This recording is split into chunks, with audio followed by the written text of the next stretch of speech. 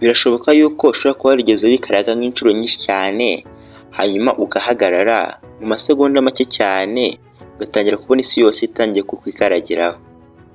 Utangira kumva usa nk'ugiye kugwa hasi ndetse na balance yawe itangiye kugenda ibura. Utangiye no kugenda nk'umuntu wasinze. None ibi ngibi ni ukubera iki biba? Njye ndi iFabrix. Ubundi igisubizo gishe mu matwi yawe.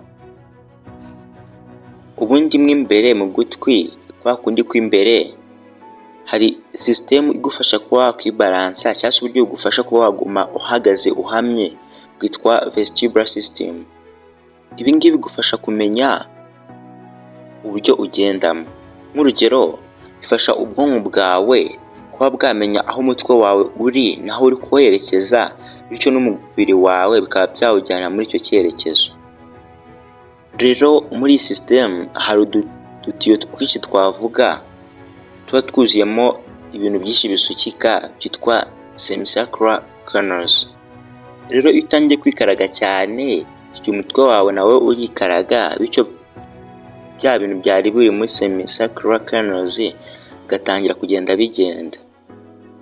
Rero sensors cyangwa se ibintu bimenya niba hari ikintu kiri kukubaho, byumva ibyiyumviro byawe, bimenya uku kugenda kuri kuba, hanyuma bikohereza sinyale mu bwonko.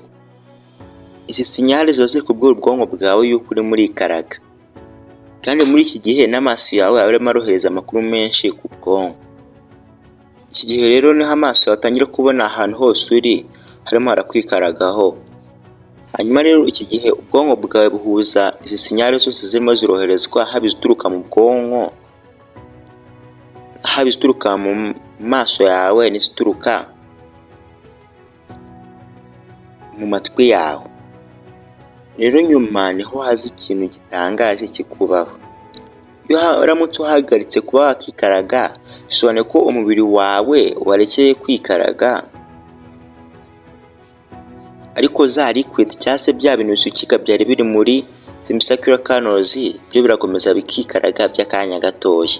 Ibi bimeze nko kuba waba uri gukaraga nk'icupa ry'amazi, hanyuma wahagarika icupa, amazi arimo imbere yo agasa nk'agomeje kwikaraga cyangwa se kwizunguza. Iki gihe rero balance sensors cyangwa se bya bintu byohereza amakuru mu bwonko bivuga bitewe n'ibyumviro bihari, bya bindi byamenyaga nimba ubwonko bwawe cyangwa se umubiri wawe uri balance cyangwa se uhagaze neza nta kibazo. Izi sensors zigomeza kohereza amasinyari mu bwonko zivuga ko umutwe wawe wakomeje kwikaraga. Kandi igitangaje, izi sensors zikohereza amakuru y'uko umutwe wawe uri muri ikaraga, ndetse n'amaso yawe nayo yakohereza amakuru avuga yuko utakirimo kugenda. Ubwo bivuze ngo ubwonko bwawe burimo burakira amakuru abusanya, mbese muri make bitangiye kuyicanga. Ibi bintu cyangwa se bino rushobora rwatejwe rutuma ubwonko bwawe butekerezamo ko uri muri ikaraga, kabone naho waba uhagaze. Niyo mpamvu rero utangira kumva ufite nk'isereri. Iki gihe ibikuzengurutse bigaragara nk'aho birimo biragenda, ndetse n'uburyo uhagararagamo bitangira kuhakurekera, bigasa nk'aho ubuze balance. Ibi ngibi bimeze nk'ibikubaho nk'iyo wari uri nko mu modoka cyangwa se mu bwato cyangwa se ikindi kintu cyakiri gutuma ugenda, hanyuma wakivamo ugatangira kumva wagomeje kugendera muri wa muvuduko wagenderagamo. Impamvu rero abantu bagira amaseseme atandukanye iyo baramutse barakiye kwikaraga, ni ukubera yuko system zibafasha kwibalansa cyangwa se kuguma bahamye hamwe, zo zigenda zibasubiza bitandukanye cyangwa se zitwara mu buryo butandukanye. Aha rero niyo mpamvu usanga abantu bamwe bashobora kuba bakwizengurutsa inshuro nyinshi batazungerera, abana bakaba bakwizungurutsa inshuro nke cyane bagahita bazungerera.